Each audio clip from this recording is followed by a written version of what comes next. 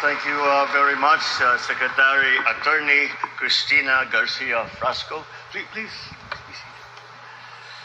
The Chief Justice Alex Gismundo, and the Honorable Justices of the Supreme Court, Cebu Provincial Governor Gwen Garcia, officials and members of the Integrated Bar of the Philippines led by our National President, Attorney Antonio Pido, fellow workers in government, distinguished guests, ladies and gentlemen, good afternoon. It is an honor and a pleasure, and with a little trepidation, that I stand before you today, because you are our agents of justice, who, whether by choice and necessity, have dared to be able to go through voluminous tomes, read through 100-page contracts without falling asleep. And that alone deserves already applause. But let me tell you, as president, I am going to give you a run for your money. Just last month, I had to read 4,057 pages of the General Appropriations Act for 2025. Because I reviewed it, analyzed it, and yes, in parts, vetoed it. And so for those of you, and up to now, I cannot find those damned blank items. We'll keep looking, but I really am convinced that they simply do not exist because it is not allowed to exist. So for those of you who think the presidency is just handshakes, photo ops, I assure you that fine print is alive in my office as well. Today, at the 20th National Convention of the Integrated Bar of the Philippines, or IBP, you convene to reflect on the critical role that you play in shaping the legal landscape of our nation. There is no better moment than this to reaffirm our shared commitment to the rule of law, a commitment to ensuring that justice remains the bedrock upon which our democracy stands strong and unshaken. This year's theme, From Milestones to Horizons, Strengthening the Future of the Legal Profession, is both a rallying call and a profound challenge. I have always held deep respect for your profession, not only because of its role in our society, but also because of the examples set by the lawyers that have surrounded me all my life. To begin with my father, all of those who assisted him during his time in government, and to the point that I married a lawyer, my wife, Lisa. I have seen through her how lawyers devote yourselves to mentoring aspiring lawyers, also championing free legal clinics, providing assistance to the underserved. These actions remind us that beyond the intellect and skill required by law, it is compassion and service that truly defines the essence of this noble profession.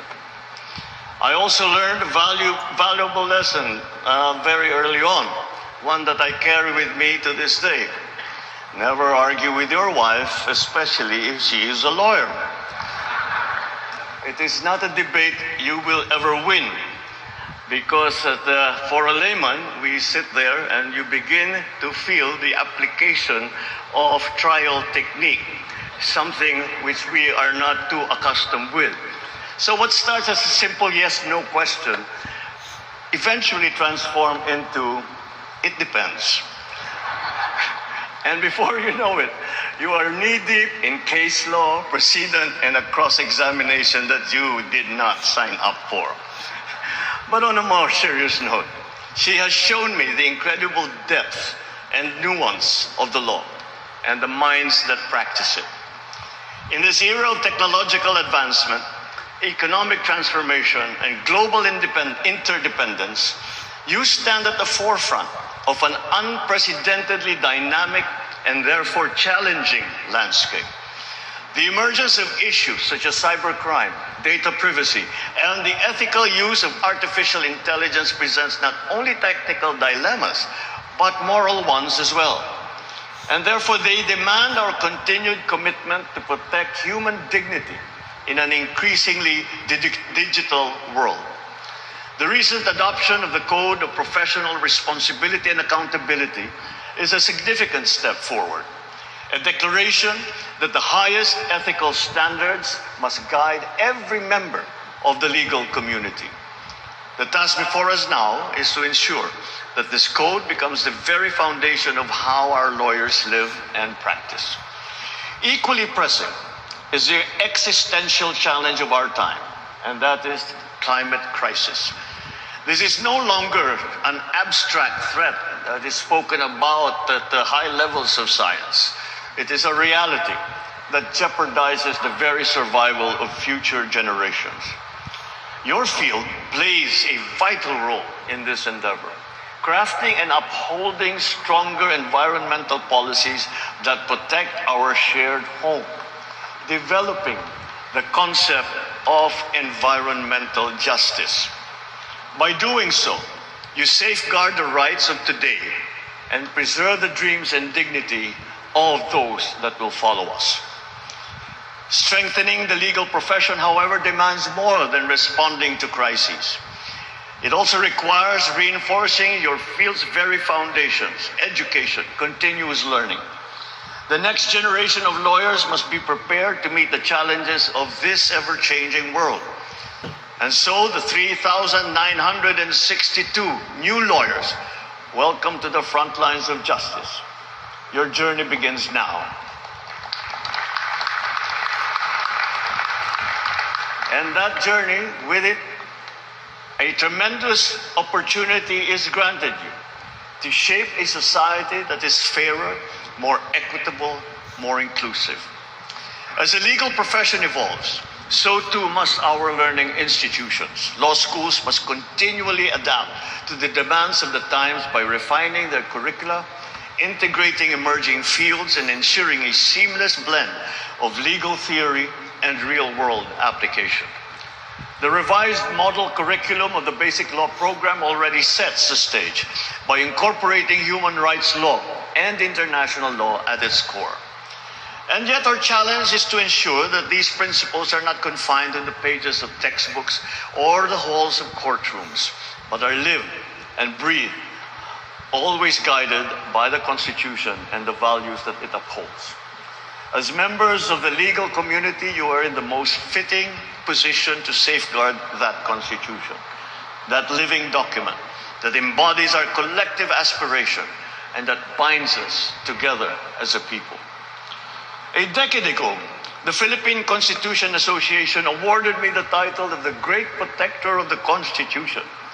When I accepted the award, I could not help but marvel at the irony, a non-lawyer entrusted with such a lofty title. But that is the beauty of democracy and the enduring power of our Constitution. It allows even the most unexpected candidates, like a layman myself, to play a role in protecting its principles. And there lies the heart of the matter. Being a vanguard of the Constitution transcends political affiliation, family legacy, profession. At its core, it is about ensuring that justice is more than just an ideal written on paper. It is about ensuring that it exists in the real world, in the lives of every ordinary citizen. In this light, we must embrace a simple but profound truth. The law must serve all Filipinos, not just the privileged few. Justice must find its way to the margins where it is most needed, reaching the underserved, the unseen, the unheard. After all, the Constitution is meant to be wielded with purpose and compassion, especially for those who need it the most. Initiatives such as the Unified Legal Aid Service rules, which require lawyers to render at least 60 hours of pro bono legal aid every 3 years for indigent Filipinos, is very commendable. Equally notable are the IBP's tireless efforts to provide legal assistance. Legal assistance is provided both here and abroad, bringing us closer to a justice system that serves everyone.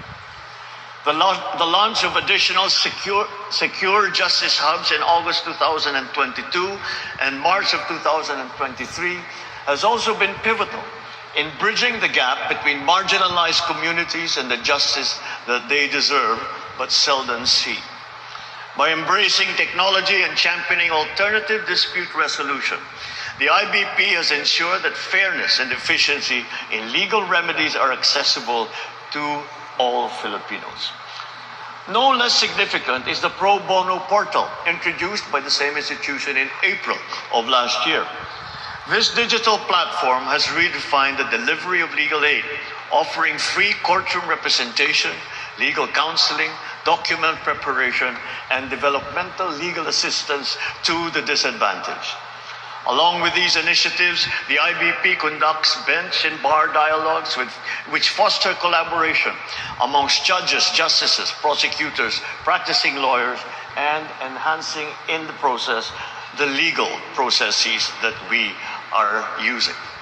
This administration remains your partner in nurturing the environment where our lawyers excel, where justice is swift, where it is fair, where it is impartial, and where the rule of law remains the cornerstone of all progress.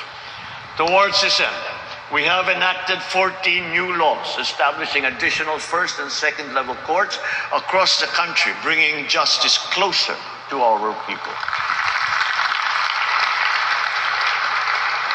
And as we move forward, I encourage everyone to enrich your commitment to truth and to fairness. Embrace the highest standards of professionalism and embody the ideals of integrity and of service. United by this shared vision of equity, let us build the bagong Pilipinas, where the rule of law reigns supreme, where peace and security shape every community, and where every Filipino enjoys the enduring gifts of liberty. Maraming salamat po. Mabuhay po kayong lahat. Mabuhay ang bagong Pilipinas.